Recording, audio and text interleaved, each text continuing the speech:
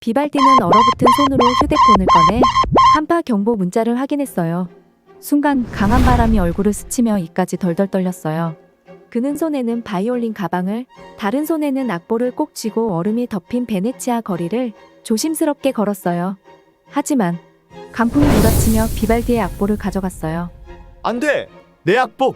비발디는 깜짝 놀라 재빨리 악보를 쫓아 달리기 시작했어요.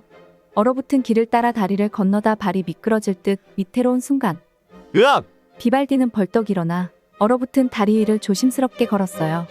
하지만 악보는 바람을 타고 점점 더 멀리 날아갔어요. 그렇게 달리던 비발디는 안 되겠어! 그의 눈앞에 벨벅스가 보였어요. 비발디는 얼어붙은 손을 비비며 벨벅스 문을 열었어요.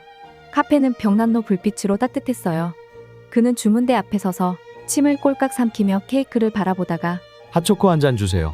키오스크로 주문하시면 돼요. 키오스크. 아, 좋다. 창밖 너머 눈에서 비로 변한 밖을 바라보던 비발디. 눈이 점점 커지더니 저건 내 악보잖아?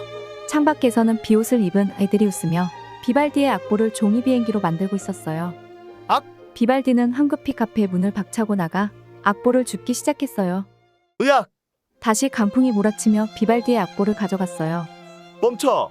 악보는 멀리 날아한 여자아이의 발 앞에 떨어졌어요.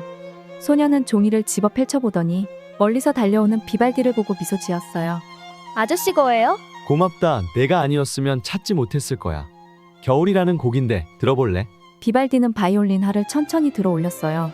스케이트를 타던 사람들은 비발디 연주에 숨을 죽였어요. 겨울바람 소리, 비소리, 얼음 위에서 스케이트를 타는 소리가 한데 어우러지며 비발디의 겨울이 완성되었답니다.